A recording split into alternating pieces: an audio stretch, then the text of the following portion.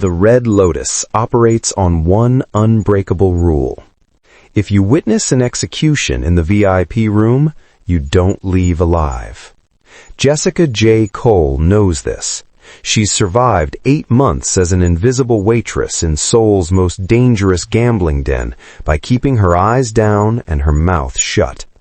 She's here for one reason: the money she sends home every week for her brother Marcus's cancer treatment.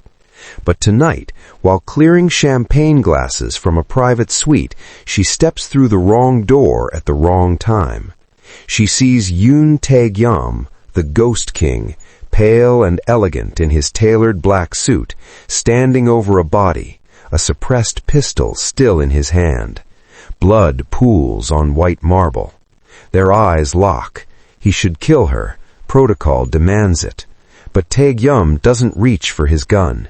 He studies her with unsettling calm, her dark skin luminous against the red ambient lighting, her steady hands despite the corpse between them, the way she doesn't scream or beg.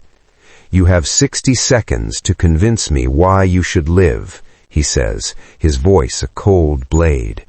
Jessica's response is equally calm. "Because I have someone who needs me more than you need another body." Something flickers in his dead eyes. Interest. The Ghost King has been given 6 months to live. He's just decided how he'll spend them. Wait, before Jessica signs her life away, I need to know something. Where are you right now? What city, what country, what corner of the world is about to witness this possession? Drop a comment. Let me see you. Because if you've made it this far, you're already part of this story. You're already choosing to stay in the room when things get dark. And I want to know who has the courage to see this through to the end.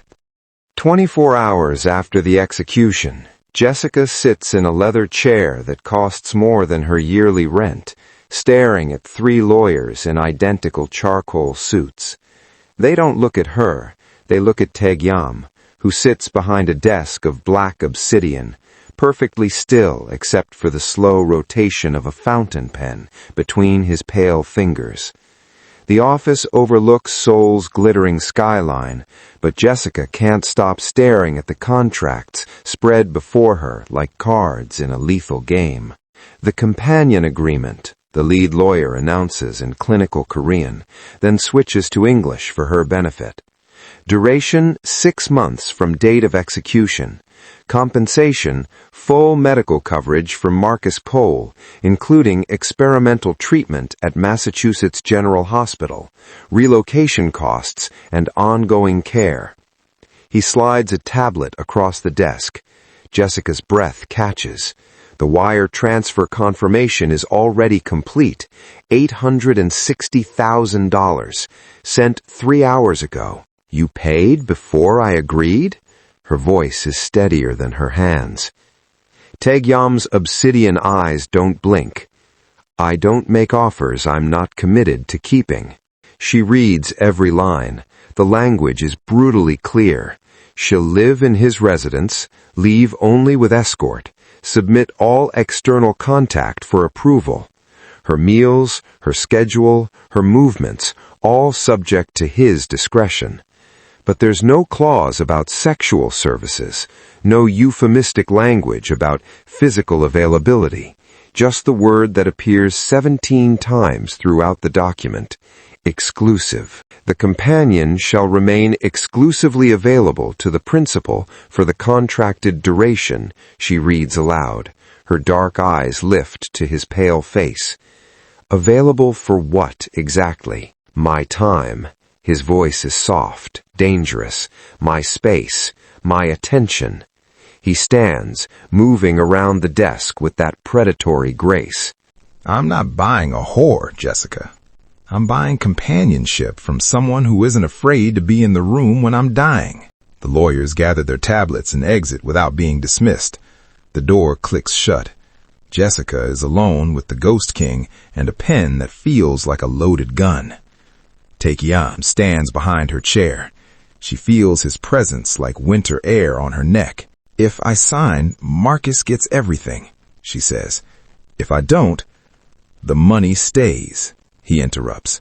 I don't take back what I've given, but you'll walk out of here knowing you refuse the only chance he has. Her hand trembles as she picks up the pen. The moment she touches the paper, his hand covers hers, cold, deliberate, possessive. He doesn't guide her signature, he just holds her there, feeling her pulse hammer against his palm. I don't need a contract to make you mine, Jessica, he murmurs against her ear. I need you to understand that for the next 6 months, you're the only thing in this world I'm interested in possessing. She signs. His fingers tighten briefly before releasing her. A black sedan is waiting when they exit. As Seoul blurs past the tinted windows, Jessica texts Marcus with shaking hands. Treatment is covered. I'll explain later. She doesn't mention the price. She doesn't mention the man beside her, whose hand now rests on her thigh like a claim of ownership. She doesn't mention that she just sold 6 months of her life to a beautiful ghost who has decided she's how he'll spend his death. The fortress rises ahead, all glass and steel and shadows. Jessica realizes she's not going home. She doesn't have a home anymore. For the next 6 months, she belongs to the compound. She belongs to him. The compound is a fortress disguised as art. 20-foot walls topped with surveillance cameras, armed guards in tailored suits stationed at every checkpoint, manicured gardens that look like they've never seen sunlight. Jessica follows Tae-gyeom through corridors of black marble and recessed lighting, her cheap sneakers silent against floors that cost more than her childhood home. Security protocols, he says without looking back. You'll be issued a biometric pass, goes everywhere you do. Guards are instructed to keep you safe, not keep you prisoner. His tone suggests the distinction is irrelevant. They reach his private wing, a space of brutal minimalism. Floor-to-ceiling windows overlook Seoul's sprawl. Everything is sharp angles and cold surfaces. He walks her past a sitting room, a study lined with medical texts, and stops at a bedroom dominated by a massive platform bed in slate gray. You'll sleep here, he says. Jessica's stomach drops. The contract?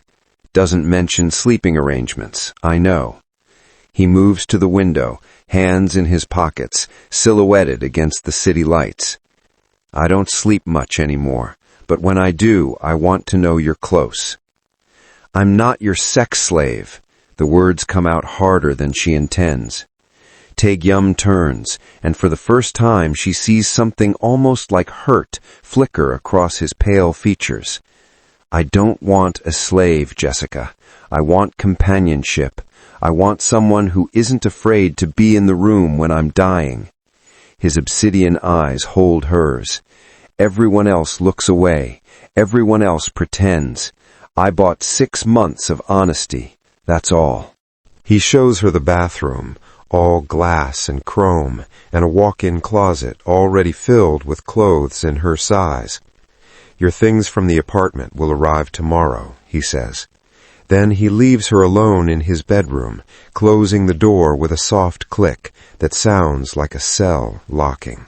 Jessica doesn't sleep.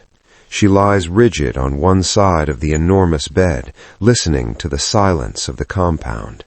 Around 3 a.m. she hears it, a violent, wet coughing from the bathroom, then a crash. She finds him collapsed on the marble floor, blood pooling from his mouth, his white undershirt stained crimson. His whole body trembles. For a split second, she considers calling for help, maintaining distance, remembering this is a transaction. Instead, she drops to her knees beside him. Don't, he gasps, but she's already pulling him upright, her arm around his shoulders. He's shockingly light, all sharp bones and wasting muscle beneath expensive fabric. She half carries him back to bed, grabbing a washcloth and wetting it in the sink. His eyes are glassy, unfocused. When she wipes the blood from his lips, his hand catches her wrist weakly. This is what you bought, he whispers, each word a struggle. someone to witness the ghost becoming real. Jessica meets his gaze, those dying eyes that have seen too much and are running out of time to see more. She wipes another streak of blood from his chin, her touch surprisingly gentle. "Then stop calling yourself a ghost," she says quietly. His grip on her wrist tightens. For 6 months, he's his witness, but tonight, holding a dying king on blood-stained sheets, Jessica realizes he might be hers too. 2 weeks into the contract, Jessica has learned the rhythms of living with death. Tae-gyeom's medication schedule, the sounds that mean he's having a good day versus a bad one, the way guards bow slightly lower when his color is particularly ashen. What she hasn't learned is how to ignore the weight of his attention. He watches her, constantly. During meals she prepares in his private kitchen, while she reads on the balcony, trying to maintain some piece of herself. When she thinks she's alone, she'll catch his reflection in the glass, studying her like she's an equation he's trying to solve before time runs out. Tonight, she's on a video call with Marcus when the tears come. Her brother looks better, color in his cheeks, hope in his eyes. "The doctors say the tumors are shrinking, Jess. They're actually shrinking." He's so happy, so grateful, so completely unaware of what his life cost her. She mutes the call and presses her palms against her eyes, shoulders shaking with silent sobs. She doesn't hear Tae-gyeom enter, doesn't realize he's there until his hands close around her waist, lifting her effortlessly from the chair into his lap. His hand grips her jaw, not roughly, but like a man holding something precious and breakable, forcing her to face him. "You carry everyone's pain but your own," he murmurs, thumb brushing away tears on her bronze cheek.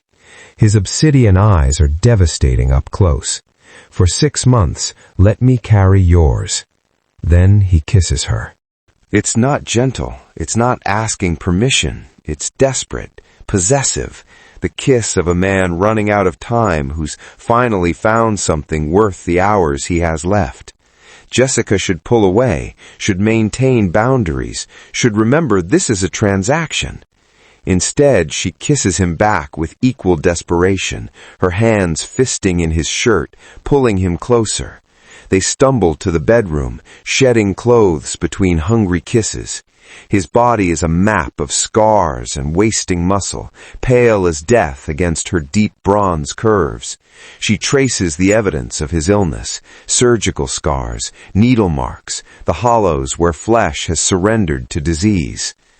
"I'm dying," he breathes against her throat, as if she could forget. "I know," she whispers back. "I don't care." They make love with brutal honesty, his dying urgency against her aching loneliness, his need to feel alive against her need to feel anything beyond guilt and fear. There's nothing transactional about the way he worships her body, nothing cold about the heat they generate together. When he moves inside her, his pale skin stark against her bronze, she feels him trembling, not from weakness, but from something far more dangerous. Afterward, he holds her so tightly she can barely breathe, his face buried in her hair, his heart hammering against her back. "No cure, no mercy," he whispers into the darkness, "until you became mine." Jessica's fingers lace with his over her heart. For 6 months she's his possession, but tonight, wrapped in the arms of a dying king, she realizes possession might run both ways. For 3 weeks, Jessica has been a ghost inside Tae-gyeom's fortress. Tonight, she's being dressed for the world. A stylist pins her hair into an elegant twist. Makeup artists enhance her features with precision that feels like armor. When she sees herself in the mirror, tailored black dress hugging every curve, diamond necklace glittering at her throat, she barely recognizes the woman staring back. "His collar," she murmurs, touching the stones. Tae-gyeom appears in the reflection behind her, devastating in a black suit that makes his pale skin look carved from marble. "My crown," he corrects, fastening the clasp himself. His fingers linger on her neck. Tonight, they see what I've chosen to protect. The car ride is silent. Jessica watches Seoul blur past tinted windows, her heart hammering. Where are we going? Syndicate meeting, private. His hand finds hers, thumb tracing her knuckles. Stay close. Don't speak unless spoken to. And remember, you're mine. That means something in their world. The venue is a restaurant closed to the public, all dark wood and shadowed corners. The moment they enter, conversation dies. 20 men in expensive suits turn to stare.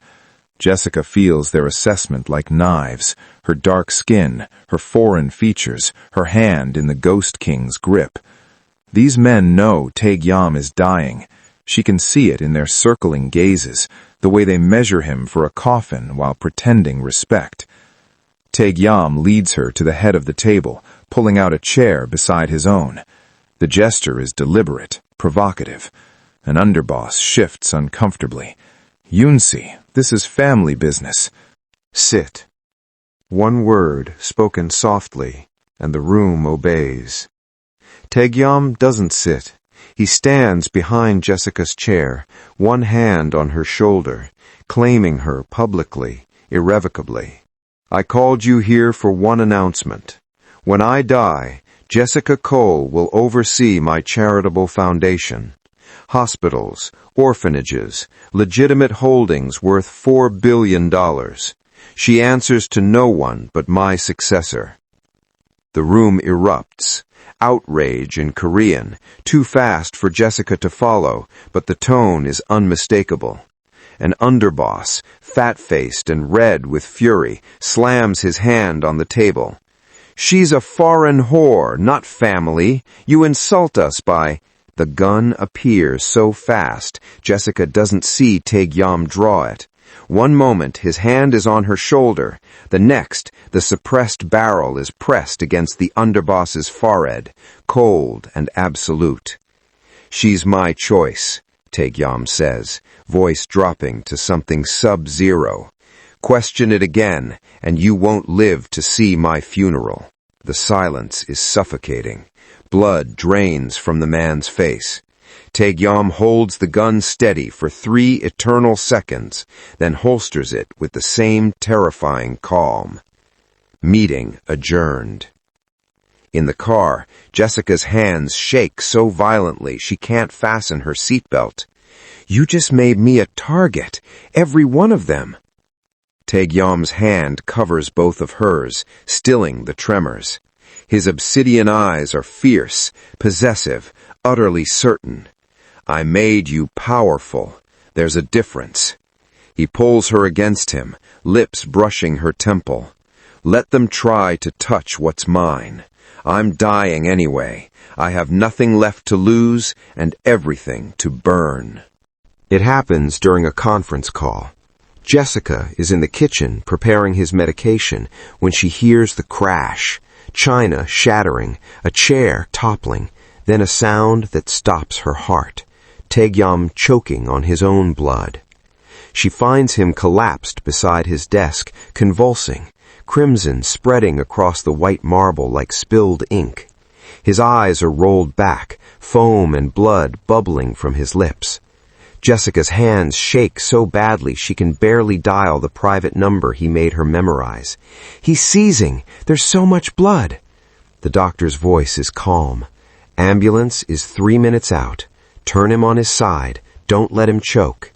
She drops to the floor, rolling his convulsing body, her hands slick with his blood. He's so light. Too light. How did she not notice how much weight he's lost? The 3 minutes feel like hours. When the medical team arrives, they move with practiced efficiency, loading him onto a gurney, starting IVs, shouting medical terms she doesn't understand. Family only, a guard says, blocking her from the ambulance. I'm going. Her voice doesn't sound like her own.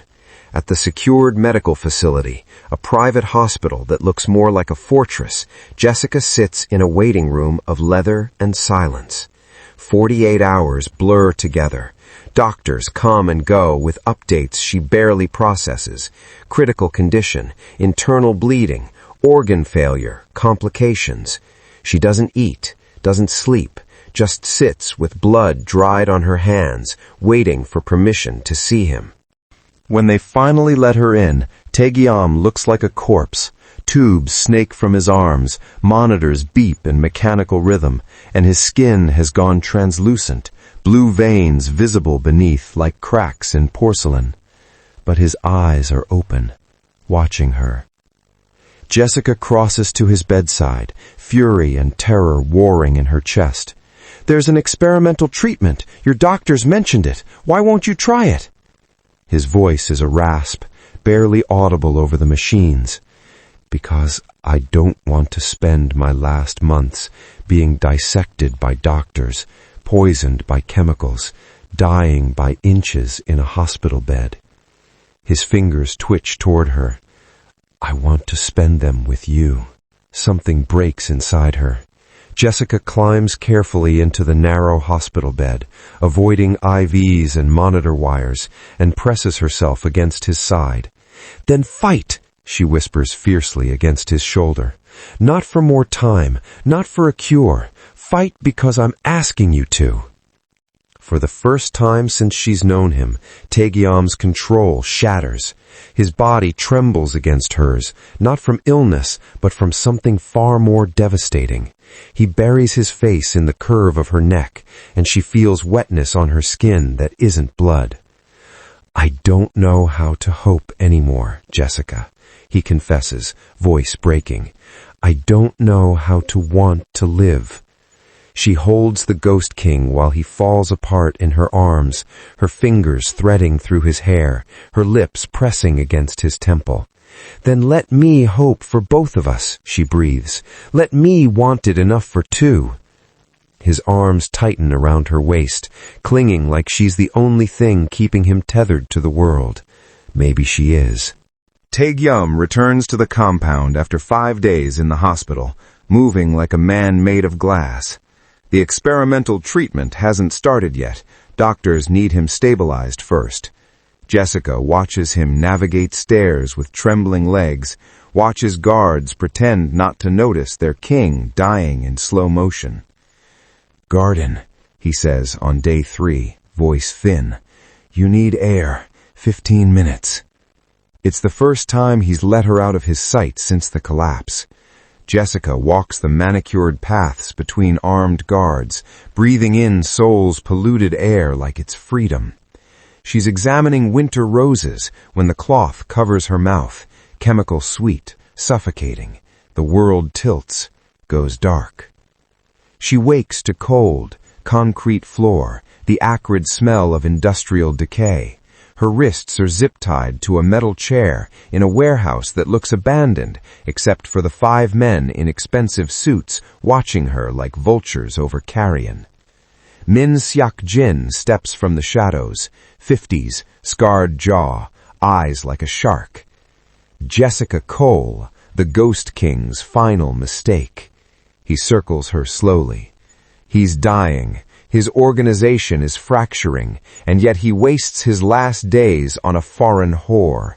Poetic, really. Jessica's heart hammers, but her voice stays level. "If you wanted to kill me, I'd already be dead. What do you want?" Harbor territory, 3 shipping lanes, 2 manufacturing districts. He crouches to her eye level. The Ghost King has one weakness now. You. He'll trade everything to get you back. You're betting your life that a dying man cares about one woman? Seok-jin's smile is cruel, certain. He killed 20 men when someone insulted you at that meeting. I'm betting he'll burn the world. He stands, checking his watch. We sent him your location 30 minutes ago. Let's see if... The warehouse door doesn't open. It explodes inward, the lock mechanism blown apart by a shotgun blast. Tae-gyeom steps through the smoke like death incarnate, pale as bone, black suit hanging loose on his wasting frame, puts 2 rounds through his chest. The third tries to run, doesn't make it 3 steps. Seok-jin reaches for his gun. Tae-gyeom shoots him through the kneecap, dropping him screaming to the concrete. "The harbor's not negotiable," he rasps, walking past the writhing man toward Jessica. Neither is she. His hands shake violently as he cuts her zip ties with a knife that appears from somewhere. The moment she's free, his legs give out. Jessica catches him as he collapses, his weight dragging them both to the filthy floor. "I'm here," she whispers, cradling his head as blood trickles from his mouth. "I'm here." He grips her jacket with trembling fingers, his breathing ragged. "Told you," he manages, voice barely audible. "Nothing left to lose. Everything to burn." Behind them, Seok-jin is still screaming. Around them, bodies cool in spreading pools. But Jessica only sees Tae-gyeom's face, gray with exhaustion, slick with sweat, eyes locked on hers like she's the only thing keeping him conscious. "You came," she breathes. "Always," he whispers. Then the world goes black. The rescue team finds them on the warehouse floor. Jessica covered in Tae-gyeom's blood, his head in her lap, his breathing shallow and wet. The ambulance ride is a blur of sirens and shouted medical terms. At the hospital, they take him straight to intensive care, while a doctor pulls Jessica aside, his expression grave. His body can't sustain another crisis like this. The internal bleeding, the stress. He hesitates. Without the experimental treatment, he has days, maybe a week. Jessica's voice doesn't shake. "Start the treatment, whatever it costs." "Miss Cole, this is his decision. I'm making it." She meets his eyes with steel she didn't know she possessed.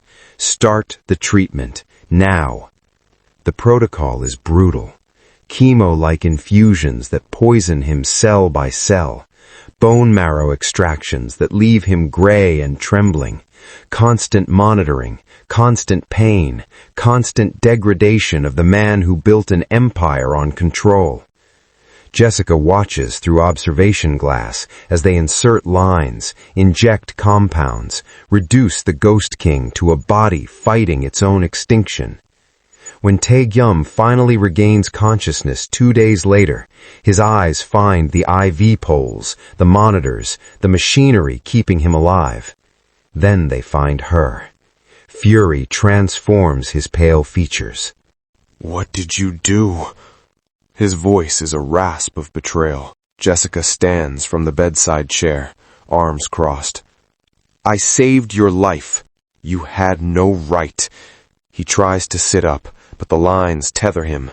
"This is my death, my choice. You can't just—" "I had every right." The shout tears from her chest, months of terror and love and rage finally breaking free. "You bought 6 months of my life, remember? Well, I'm using it to save yours." This could fail. He's breathing hard, machines beeping frantically. "You could put me through hell, and I still die in agony, poisoned by chemicals." "Then at least you tried." Jessica closes the distance, gripping his face between her hands, forcing him to see her. Tears stream down her bronze cheeks. "At least you fought. At least you showed me that the Ghost King wanted to live, even if it scared him, even if it hurt." The fight drains from his body. Tae-gyeom stares at her, this woman who witnessed his executions, who signed his contract, who held him through blood and terror, and is now demanding he choose life when death felt easier. What if it doesn't work? His voice breaks, all pretense of control shattered. "What if I put you through this and still die?" Jessica's thumbs brush his cheekbones, her touch impossibly gentle.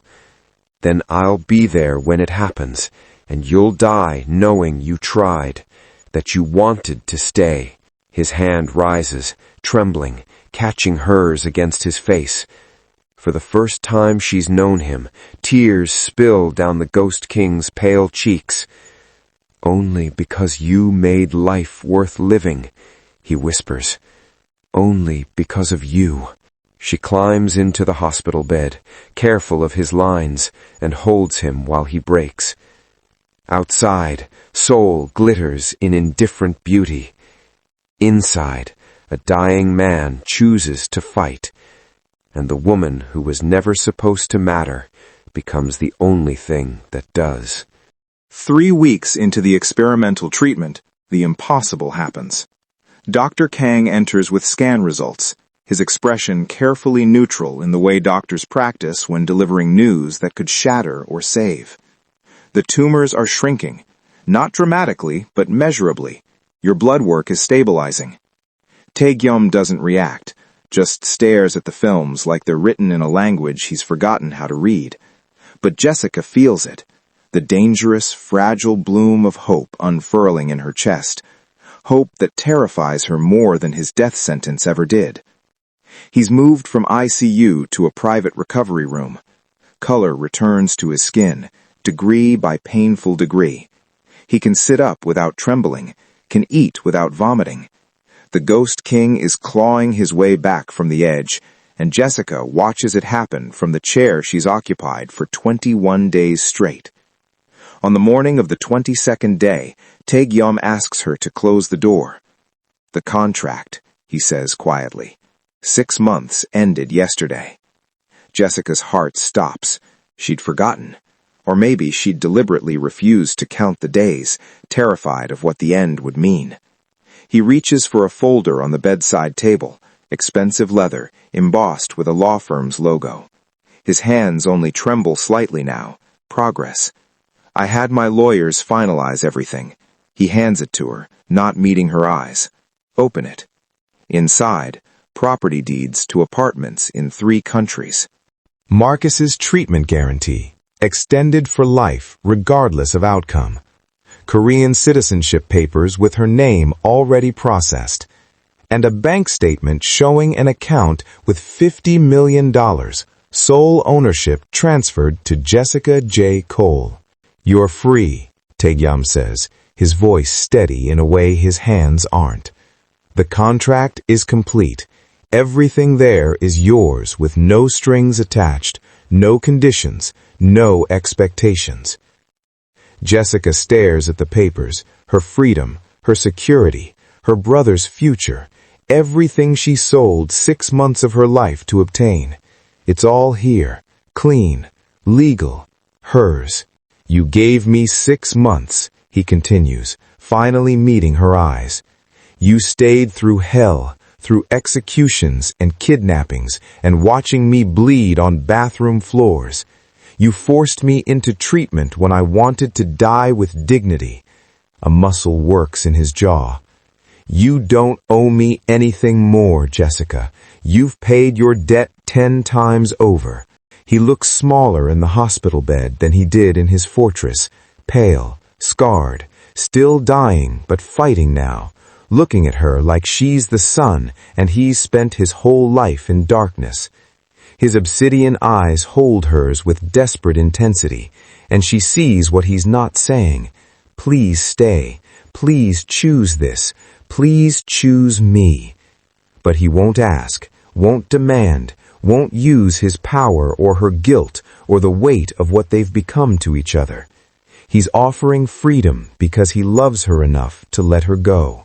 Jessica's fingers trace the edge of the bank statement, 50 million reasons to walk away from a dying man's hospital room. Then she looks at Tae-gyeom and sets the folder aside. Jessica sets the folder on the bedside table without opening it again. $50 million. Freedom. A future without blood and bullets and the constant shadow of death. Everything she should want. Instead, she climbs into the hospital bed beside Tae-gyeom, carefully avoiding his IV lines and monitor wires. He goes rigid, breath-catching, as she shifts to face him. Her hands rise to cup his face the way he once gripped hers in that VIP room, possessive, claiming, unbreakable. "You want to know what I choose?" she asks, her dark eyes fierce. His obsidian gaze is desperate, terrified in a way facing death never made him. "Jessica, I choose this," she interrupts, thumbs brushing his sharp cheekbones. "I choose you, not because of a contract, not because you bought me, but because somewhere between being your possession and your partner, I fell in love with you." Tae-gyeom's breath shudders. "I'm still sick. The treatment might fail. I could have months or I could have weeks." His hand catches her wrist, trembling. "You could take that money, build a life, be free." "I don't want to be free of you." The words come out fierce, absolute. Jessica's grip on his face tightens, forcing him to see the truth in her eyes. "You had no cure and showed no mercy until I became yours. Well, guess what?" Her voice breaks. "You became mine too. You bought 6 months. I'm choosing forever, however long that is." Something shatters in his carefully constructed control. Tae-gyeom pulls her fully against him, arms wrapping around her with a strength that shouldn't be possible for a man 3 weeks out of critical condition. He buries his face in her hair, and she feels his whole body trembling, not from illness, but from emotion he's never allowed himself to feel. "I watched you for months before that execution," he confesses against her neck, words spilling out like he's been holding them back for lifetimes. "Every shift, every smile you gave customers that never reached your eyes. I invented reasons to be at the Red Lotus just to see you try to disappear." His arms tighten. "When you walked through that door, saw me with the gun, I knew I should kill you. But all I could think was, finally, an excuse to make you mine." Jessica's fingers thread through his dark hair, tears streaming down her face. "You terrified me." "I still terrify you," he murmurs. "Yes," she pulls back enough to meet his eyes, "and I love you anyway." Tae-gyeom's hand rises to her face, mirroring her grip, and when he kisses her, it tastes like tears and hope and the impossible future they're choosing together. When they break apart, his forehead rests against hers, both of them breathing hard. "Then the Ghost King has found his reason to live," he whispers. "No cure, no mercy, until you saved me from both." Jessica kisses him again, softer this time, sacred. Outside, Seoul glitters in the darkness. Inside, a dying man chooses to fight for tomorrow, and the woman who was supposed to be a transaction becomes the only thing worth surviving for. The contract is void, but the bond is eternal. Thank you for bearing witness, for staying in the room when the Ghost King bled, when Jessica chose love over freedom, when the impossible became inevitable. If this story touched the parts of you that understand dark devotion, destructive love, and choosing someone despite every rational reason not to, then subscribe, like this, and tell me in the comments, what would your price have been? What would it take for you to sell 6 months of your life? I need to know who's really listening, who's really here. Because the next story I have for you is about a woman who thought she was the hunter until she became the prey. It's waiting in the darkness, and so am I.